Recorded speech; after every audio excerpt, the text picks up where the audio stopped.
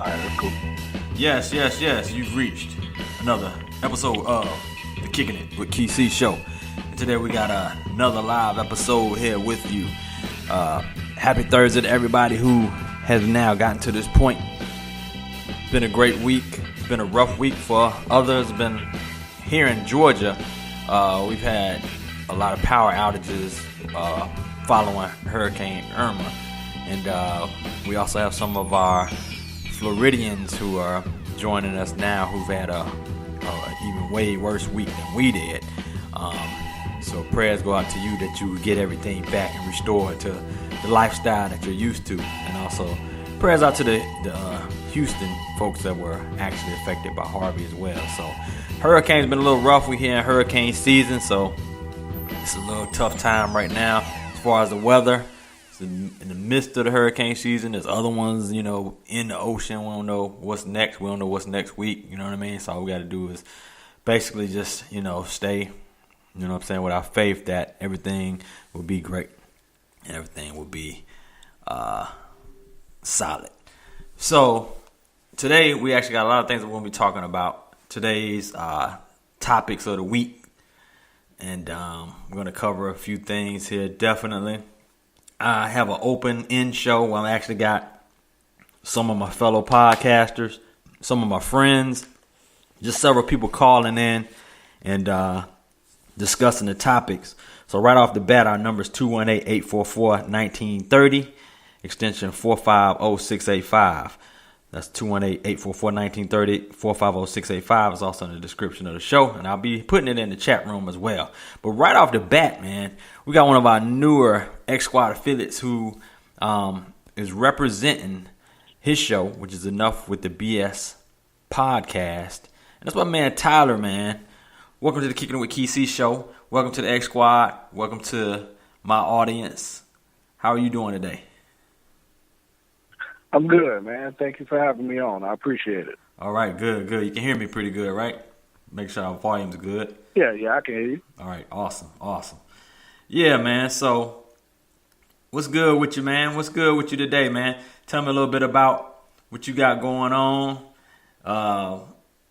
And we're gonna hit up a couple sports topics, man. So I just want to have you give a brief intro of who you are and what made you start doing podcasting. And also the sports writing that you're doing for the South Carolina region for ESPN. Yeah, I appreciate it, man.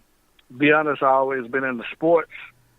Had a little rough patch, wanted to do something to make me happy, so I decided to start podcasting, man. Listen to a lot of local sports radio down here in the Carolinas, and to be honest, I just thought I could do a better job. So I started podcasting, me and my little brother, Josh Smith, and it came out tremendous.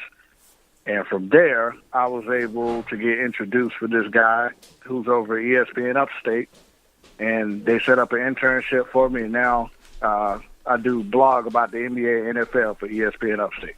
Okay. Most definitely, man. Most definitely. Upstate that's the Greenville area, and is that upstate? What's the upstate area?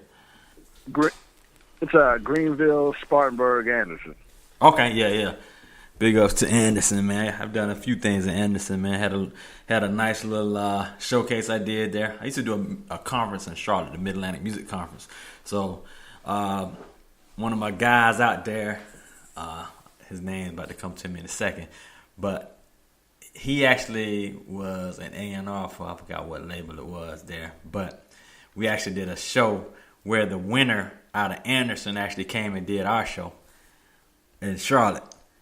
Oh, that's what's up. Yeah, man. I'll tell you my man's name in a minute, but yeah, he lives in Anderson, home of Clemson. Yeah, I try to stay away from Anderson. It's a little crazy down there. It's hood in Anderson, for real? It's hood in Anderson, man. Wow. Anderson, Spartanburg, man. Greenville, we like the, I guess we the uppity part. But Anderson and Spartanburg, they can get a little rough in certain areas. Wow. That's crazy as all get out, man. Well, we love it, though. We all one big happy family. Yeah. So, Tell me a little bit about your show. When your show come on? Yeah, we record every Sunday. I try to have it up Sunday night, Monday morning. Haven't started going live yet, so we probably record around 6. It'll be up on Spreaker.com, usually about 10, 11 p.m. Okay. But I'll push it hard that Monday morning. And you're a big Cowboys fan, right? Yeah, diehard Cowboys fan. You know, we're going through a little rough patch right now with Zeke. Tell me your thoughts on that, on Zeke. Yeah, it's a little crazy, man, because people they're killing them right now.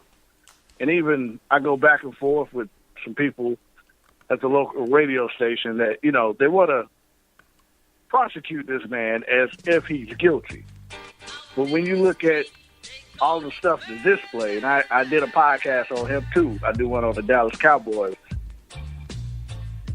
The girl who's accusing him of domestic violence is really not that credible.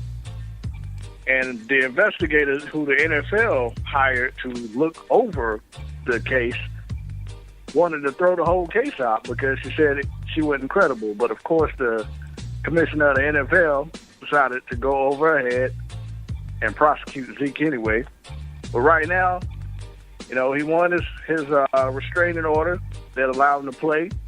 Now the NFL is trying to go back and to rescind it. So it's a crazy situation, man. I think they're going to go back and forth all year long until he actually gets suspended. Wow. That's crazy. That's real crazy.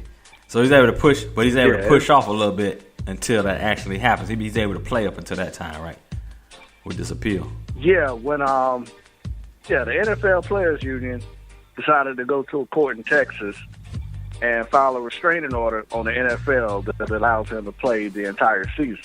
Right. But the NFL, of course, decided to go back and appeal the appeal, which could eventually suspend him. So, and I think if that happens, they'll probably appeal that. This is going to be one big back and forth match until they come to a conclusion where Zeke should be suspended. It's just the thing is, man, with that situation, they're trying to suspend him for domestic violence, but really they're pinning all of this past on him. Like when he was caught at the weed shop, when he lifted up the girl's shirt, the speeding tickets.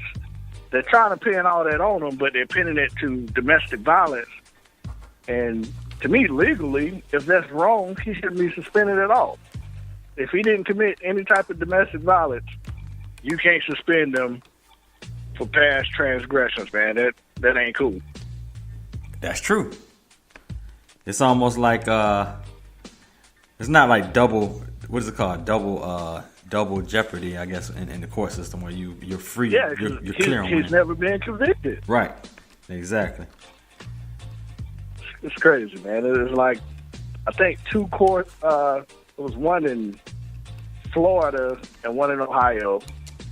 Both of the police departments said they couldn't find anything on him, so he's never been arrested. And I just feel like, you know, how do you go back to somebody past and suspend them for that? That's like, you know, you starting a new job, and they'd be like, you know what, you got wrote up at your previous job, so we're going to write you up for that write-up. That ain't right, man. That ain't right at all. If I was Zeke, I'll fight it to the death of it. Yeah, exactly. Is that your latest show? Is that what your topic was on your latest show? What's your latest show about? The latest show, man, is called Fit the Description. We did a whole episode on the Michael Bennett situation, where he was, you know, thrown to the ground by police officers and had a gun to his head at the Las Vegas fight. And then you had, of course, the Las Vegas Police Department come out and say that he's basically lying. A lot of people don't know is the Las Vegas Police Department filed a letter to the NFL trying to have them suspend Michael Bennett for violation of player conduct, which had nothing to do with the situation. Wow.